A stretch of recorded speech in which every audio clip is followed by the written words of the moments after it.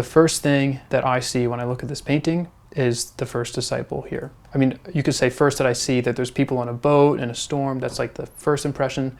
And then my eyes immediately lock into this man. And then I follow his eyes, which are looking at Jesus. And I look at Jesus, but then I kind of just only briefly glance at him because this is my first reaction and I don't know what else is going on in the painting. And there's, red up in the top left corner. So my eyes swing up in that direction. Like, what's going on? This is a serious scene, and that guy, he seems to be relaxing. He's not solving any problems. So I swing up. From there, my eyes either look to the disciple in the back or the guy on the mast. If I look at the disciple in the back, I'm going to follow his gaze to the moon, and the moon has a beam of light that will point me back to Jesus. If I look at the disciple on the mast, then I'm going to follow his gaze, which will land on the first disciple, and then it'll go back to Jesus again. And so everything kind of takes you on this journey as you soak in the information and then eventually rests on Jesus. But I needed you to first see that first disciple, because that disciple has a reaction, like a visceral reaction to seeing Jesus asleep right now. That is what's kind of driving everything, and it's framing this situation when we finally rest our eyes on Jesus there. And it forces us to ask the question, why? How is this guy asleep right now in this crazy, crazy storm? And once that question is asked, now you have a story.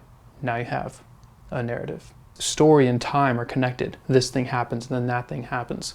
In our paintings, we capture a single moment, but we can do a lot to create a flow of understanding what's happening and then, what happens next and things like that. So how do we do this? You already know. This is really cool.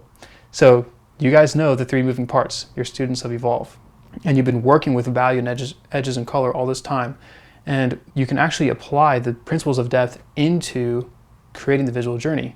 Because in the same way that we can use these things to make one thing feel like it's further in front of the other, it's the same thing that just grabs our eyes' attention. The things that feel like they're in front of us, they typically jump out at us. We see them. We look at them first. And so for value, our high contrast will pull things forward. That'll grab your attention. For edges, sharp edges will grab your attention. Color, high contrast and color. And then things with low contrast and soft edges will push things back. So that's one piece to it in mapping out a visual journey, understanding how these things work, understanding what someone is going to see first. So if you have high contrast, sharp edges, and high color, you better believe that's the first thing in your painting that people are going to see. The other thing is to use light. Our eyes are to light as moths are to flame. Like, we just can't help but look at light. And a lot of you are doing this right now or have already done it, where in the advanced program we're teaching vacant shadows and we're only painting the light, and you can see a fully 3-dimensional subject just from the light alone. We literally use the light to understand what we see with our eyes. And so the things that you have lit in your composition, in your narrative painting, are the things that people are going to see. They're not going to be looking into your shadows, not unless you want them to be looking there.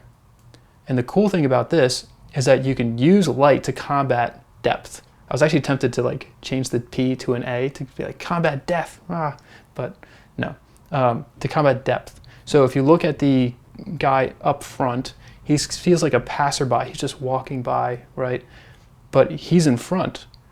So if I was only using principles of depth, and if I wanted to make him feel like he was really up close, then I'd be giving him high contrast. I'd be giving him sharp edges, all this color. But I intentionally chose not to have him in the light. And because he's not in the light, it gave me the liberty to give him lower contrast, softer edges, less color, and our eyes go straight into the subjects in front of us, those 2 people. So you can kind of use both of these interchangeably, and there's so many different ways that you can use them, and there's all these relationships that just go into that, which is super fun and exciting. But you can understand that sometimes you can use light, other times you can use depth, and work them together to create the impression that you want.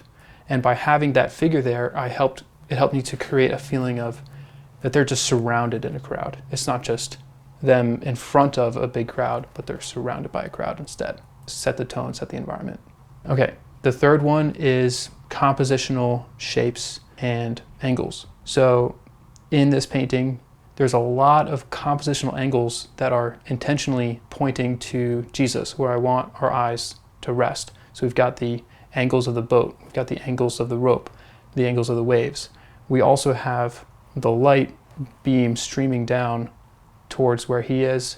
And then we also just have the practical nature of these people looking towards Jesus. And so you can use those things.